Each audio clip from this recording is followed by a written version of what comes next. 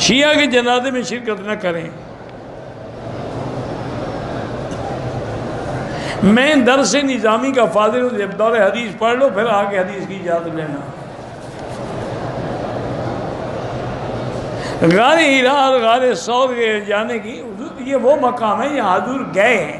کوئی آدمی جاتا ہے تو کوئی حرج نہیں، لیکن کوئی ضروری بھی نہیں، نہ حکم ہے۔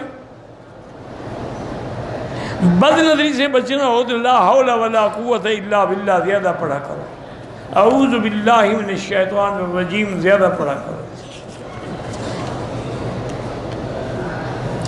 میری بیوی وزٹ ویزے پہ مکے آ رہی ہے، پہلے بھی 2 سال رہ کے گئی ہے۔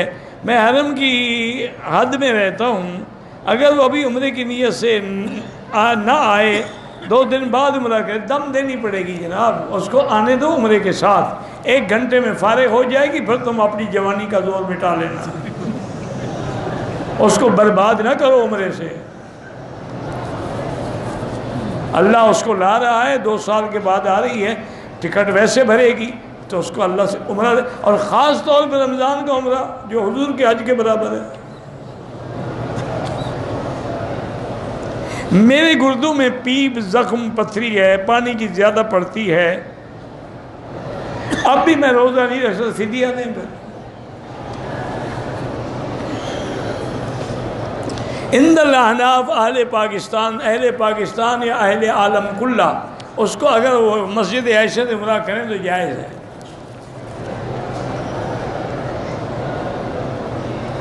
قمر علی کی والدہ بھی ماں اللہ شفا عطا فرمائے، 3 تولے سونا ہے، 10 لاکھ مال تجارت ہے، بالکل زکوٰۃ دینی ہوگی، ساری قیمت لگا کے 2.5% زکوٰۃ دیں۔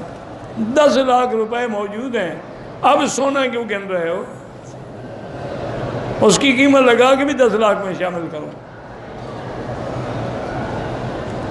شادی کو 10 سال ہو گئے، اولاد علاج بھی کرائیں، پھر وظیفہ پڑھیں، رب لا تذرنی فردا وانت خیر الوارثین۔ اگر رشتے نہ ملیں تو 3 دفعہ روزانہ سورۃ الرحمن پڑھ کے دعا مانگیں۔ آپ اخلاص سے پڑھیں، یقین سے۔ یہاں ایک بزرگ ہوتے تھے، اب کافی عرصہ ہو گیا مجھے نہیں ملے، اللہ عالم فوت ہو گئے یا اللہ عالم واپس پاکستان چلے گئے۔ وہ میرے پاس ایک دن آئے، رونے لگ گئے کہ میری 2 لڑکیاں ہیں،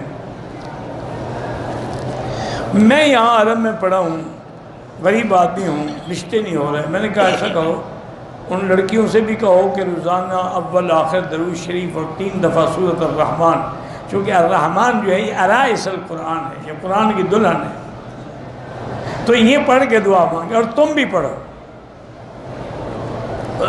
وہ تقریباً ہفتے یا 2 ہفتے کے بعد ملا، کہنے لگا مکی صاحب میں نے تو ایک کے لیے پڑھا تھا، دونوں کی شادی ہو گئی۔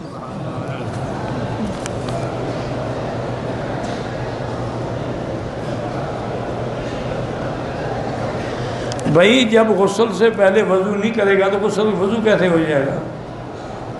اس کی نیت ہی نہیں وضو کی، انما الاعمال بالنیات۔